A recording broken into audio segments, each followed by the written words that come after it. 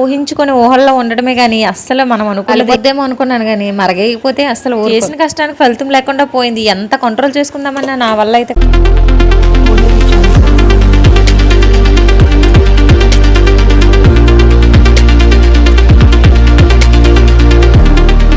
Hello అండి, అందరికీ good morning. అందరూ ఎలా ఉన్నారండి? బాగున్నారా?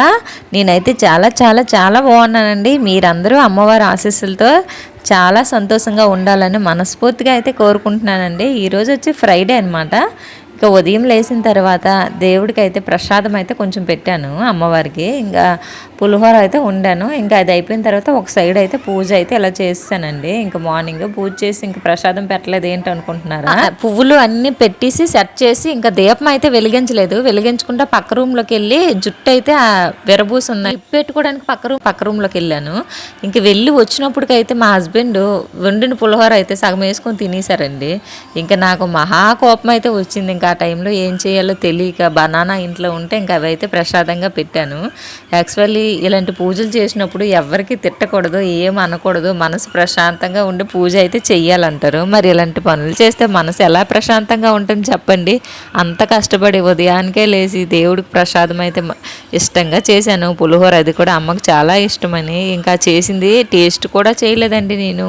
అసలు సాల్ట్ ఎంత ఉంది ఏంటి అనేది ఏది చూడలేదు. పెట్టేసిన తర్వాత అప్పుడు చూసి వేసుకుందామని చెప్పాను. ఈ లోపే మా హస్బెండ్ అయితే ఇంత పని అయితే చేశారు. ఇలా చేస్తారని తెలిస్తే ముందే కప్పులో తీసి దేవుడి దగ్గర అయితే పెట్టేసేదాన్ని. యాక్చువల్లీ బయటికి వెళ్తున్నాను మార్కెట్కి. ఇప్పుడైతే టిఫిన్ చేస్తాను. ఇంక ఇంట్లో ఏం తిన్నా వద్దని సార్, అది కూడా పెరుగన్నం ఉందేమో అనుకున్నారు. ఇంకా మా వారు అయితే చూడలేదు నేను చేసేది కూడా. ఇంక నేను నా పనిలో ఉంటే వెళ్ళి చూసుంటారు. ఇంక ఈ పని అయితే కానిస్తారు. ఇంకా సరేలేండి తిడితే ఏమొస్తుందని వదిలేసాను అనమాట. ఇంకా అది అయిపోయిన తర్వాత వాషింగ్ మిషన్లో అయితే బట్టలు వేసాను. 2 days నుంచి వేయకంటే అలాగే వదిలేసానండి. ఇంకా ఎక్కువైపోయి నేను కొద్దిగా ఉంటే బట్టలు అయితే ఉతికిసుకుంటాను. ఇంకా ఎక్కువగా ఉన్నాయంటే వాషింగ్ మిషన్లో వేసేస్తాను. యాక్చువల్లీ వాషింగ్ మిషన్లో వేసినవి నాకు అంతగా నచ్చవు. ఎందుకంటే టీషర్ట్స్ ఉంటాయి కదా, అక్కడ కాలర్ దగ్గర మురుకున్నా వదలదనమాట, అలాగే ఉండిపోతాయి. మళ్ళీ దాన్ని రెండోసారి ఉతుక్కోవాల్సి వస్తుంది. అందుకే వాషింగ్ మిషన్లో ఎక్కువగా వేయను, రేర్ అనమాట, అప్పుడప్పుడు వేస్తుంటాను. క్లైమేట్ అయితే మబ్బేస్తుంది, ఎండేస్తుంది, ఎప్పుడు ఎలా ఉంటుందో తెలీదు. మళ్ళీ వర్షం వస్తే అనవసరం బట్టలన్నీ ఆరవని చెప్పి ఇంకా అయితే పైకి వెళ్ళి బట్టలన్నీ ఆరేసానండి. ఆరేసి వచ్చిన తర్వాత ఇంకా పులిహోర వేసుకొని లెక్కి కొంచెం పెట్టి నేనైతే తినేసాను. ఇంకా మా టిఫిన్ అయితే అయిపోయింది ఈరోజు. ఇంకా అయిపోయిన తర్వాత మా హస్బెండ్ అయితే మార్కెట్కి వెళ్ళి రిటర్న్ వచ్చారు. వచ్చినప్పుడు అయితే గులాబ్ జాములు అయితే తీసుకుని వచ్చారండి. యాక్చువల్లీ గులాబ్ జామ్కి ప్యాకింగ్ పైన కూడా కవర్తో వస్తుంది కదా, నేను అలాగే వచ్చిందేమో అనుకొని ఒక నైఫ్ అయితే తీసుకుని కూర్చున్నాను, కట్ చేసి తినేయొచ్చు అని చెప్పి. ఇంకా పైన కప్పు ఓపెన్ చేస్తే డైరెక్ట్ ప్యాకింగ్ అయితే ఉందండి. సైడ్కి కొద్దిగా టేప్ అయితే వేశారు అంతేనే. ఇంకా గులాబ్ జామ్స్ అయితే ఓపెన్ చేసినప్పుడే డిసప్పాయింట్ అయిపోయాను. ఇంకా టేస్ట్ ఎలా ఉందో అని తిని చూద్దామంటే టేస్ట్ కూడా అంత బాగాలేదు, చాలా స్వీట్ ఉందన్నమాట. ఇంకా మా హస్బెండ్కి కూడా తెలియదు లోపల ప్యాక్ చేసి లేదని. డైరెక్టర్ లోపల కూడా ప్యాకింగ్ ఉందేమో అనుకున్నారు. ఈ వైట్ కప్పు కదా, దీనిలో కనిపించదు కరెక్ట్గా. ఇంకా సైడ్కి టేప్ ఉంది కాబట్టి ఓపెన్ చేయడానికి కూడా అవదా, అందుకని తీసుకొస్తారు. ఇంకా ఈ గులాబ్ జాముల విషయంలో డిసప్పాయింటెడ్ అండి. కాస్ట్ కూడా తక్కువే, 50 rupees పడిందంట. ఇంకొచ్చి ఇక్కడ మధ్యాహ్నంకి రైస్ అయితే వండేసాను, కొద్దిగా పెట్టాను ఎందుకంటే మధ్యాహ్నం వరకు మళ్ళీ నైట్కి ఏదైనా టిఫిన్ చేస్తానని చెప్పి. ఇంకా రైస్లోకి ఈరోజు వచ్చి బీరకాయ కర్రీ అయితే చేస్తున్నానండి. టమాటా బీరకాయ కర్రీ చాలా బాగుంటుంది కదా కాంబినేషన్. బీరకాయ కర్రీకి నాకు ఒక పెద్ద ఫ్లాష్ బ్యాగే ఉందండి. ఇంకా అదంతా చెప్తే వీడియోలు ఎంత సరిపోదేమో కానీ షార్ట్ కట్లో సింపుల్గా చెప్పేస్తాను. నేనైతే 7th class ఇలా చదువుతున్నాను అనుకుంటా. మా అమ్మ అయితే బ్యాంక్లో ఇలా ఇస్తారు కదా, లోన్లు ఇస్తారు కదా, అదైతే తీసుకోవడానికి వెళ్ళింది. ఇంకా కర్రీ చేస్తున్న టైంకి వాళ్ళైతే పిలిచారు, గ్రూపుల్లో ఇస్తారు కదా దానికి. ఇంకా రమ్మంటే వెంటనే వెళ్ళిపోయింది. నాకైతే బీరకాయ కర్రీ పొయ్యి మీద పెట్టాను, అది కొంచెం ఉడికిన తర్వాత దించే అని చెప్పింది. సరే అనేసి నేను పొయ్యి దగ్గరికి వెళ్ళి చూసినప్పటికి బీరకాయ కర్రీ అయితే దగ్గరికి అయిపోయింది. ఇంకా అది ఉడికిందా లేదని డౌట్తో నేనైతే అందులో ఒక గ్లాసు వాటర్ అయితే వేసానండి. చాలా టైం ఉడికించవలసి వచ్చింది. బీరకాయ కూర కాస్త బీరకాయ పచ్చడి అయిపోయింది. ఇంకా బీరకాయ కర్రీలో వాటర్ అయితే వేయకూడదు కదా, నేనైతే అప్పుడు తెలియక వాటర్ అయితే వేస్తాను. ఇంక ఈరోజు ఉదయాన్నే వెళ్ళి మందార చెట్టు మీద అయితే పడ్డానండి. ఇంక మందారాకు అయితే తెచ్చి పెట్టేసుకున్నాను. కాకపోతే మార్నింగ్ పూజ ఉంది కదా, అప్పుడే చేయడానికి అవ్వదని చెప్పి ఇంకా మందారాకు ఉదయం అయితే పెట్టుకోలేదు. ఇంకా పూజ అంతా అయిపోయిన తర్వాత మందారాకు అయితే రాసాను. ఇప్పుడు టైం వచ్చి మధ్యాహ్నం అండి. ఈ టైంలో చేశారు. ఇంక ఇప్పుడు వచ్చి మందరాకంతా ఆరిపోయిన తర్వాత తలస్నానం అయితే చేశాను. యాక్చువల్లీ అసలు ఈ రూమ్లో నేను జడేసుకుంటున్నాను. ఇక్కడ చీపురు పెడితే చాలండి, చీపురు నిండా హెయిరే వస్తుంది.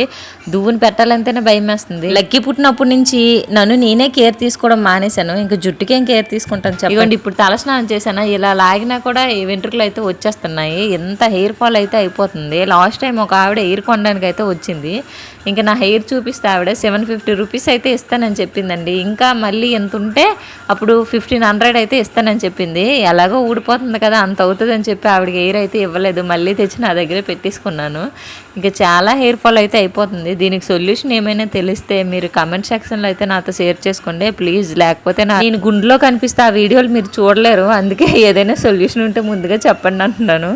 ఇంక ఇక్కడ లక్కీకి పాల డబ్బాలు ఉన్నాయి కదా, అవన్నీ వేడి నీటిలో అయితే మరిగించానండి. ఇప్పుడు ఇంకా ఇది వారానికి 2 సార్లు అయితే ఇలా మరిగిస్తాను. ఇంక వచ్చేసి ఇప్పుడు నీట్గా కడిగేస్తున్నాను. మా వాడికి 2.5 years వచ్చేసినా సరే పాల డబ్బాలో పాలు తాగడం మాత్రం మాండు.